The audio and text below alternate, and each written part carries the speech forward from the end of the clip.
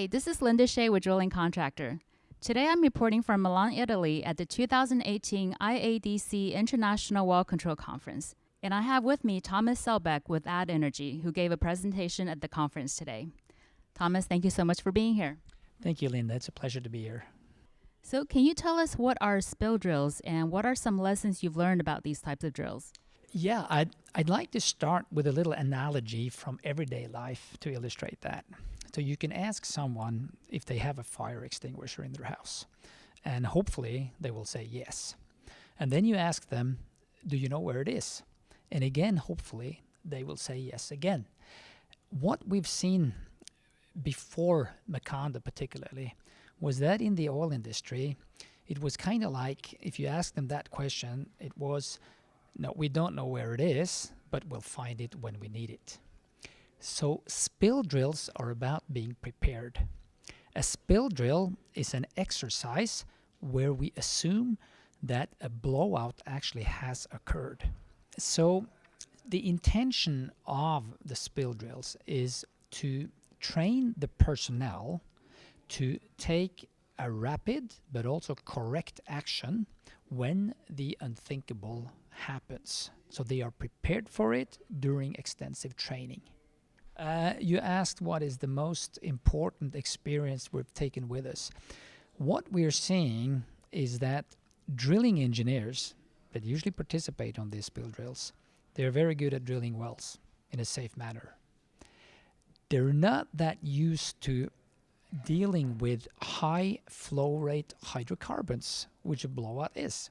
And that's because they're not production engineers. They're not facilities engineers. They're not process engineers. They're drilling engineers.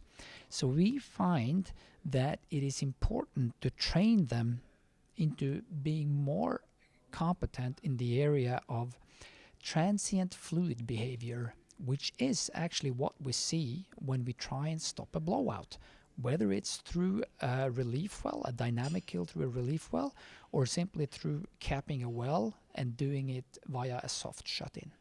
Can you tell us what Add Energy is doing with simulators to enhance the spill drills?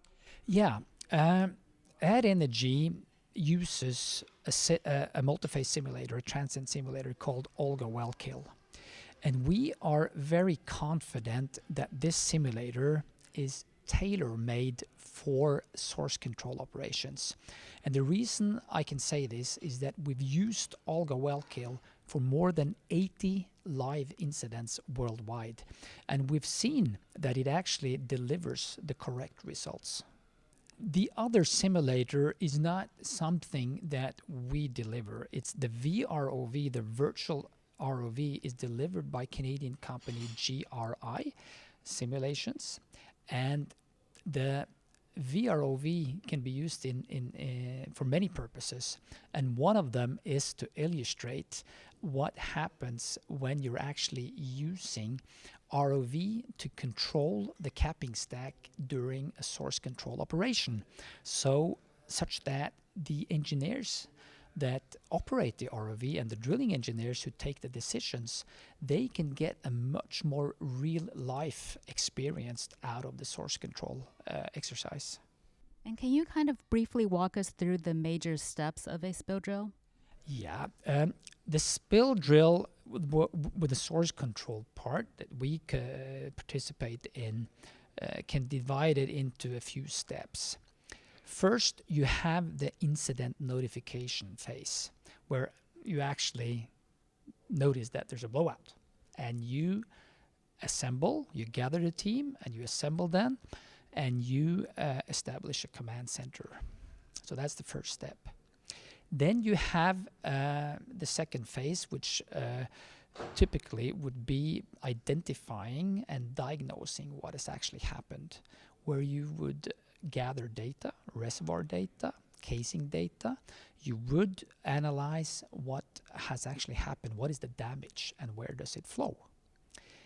Now, the third phase is where you would actually start modeling what has happened. Now, this is where we start using the Olga simulator to assess where the flow goes, most likely, and what the discharge rates are and also what the expected pressures could be. So the next phase after that again is where you start making a procedure for the source control. Now you decide what would be the optimum way of trying to stop the blowout. Can you stop it by installing a capping stack? Would you like to drill a relief well immediately, or how would you stop it? So you come over to the next phase after that again, which is finalizing the procedure, where you come up with a plan how to do it, and you discuss this plan with the other teams that are involved in the operation. And you look at what if scenarios, and you run hazards. So the final phase is when you actually implement it, the standby phase as we call it. You have created now a document and a plan that you've submitted through the Unified Command Center.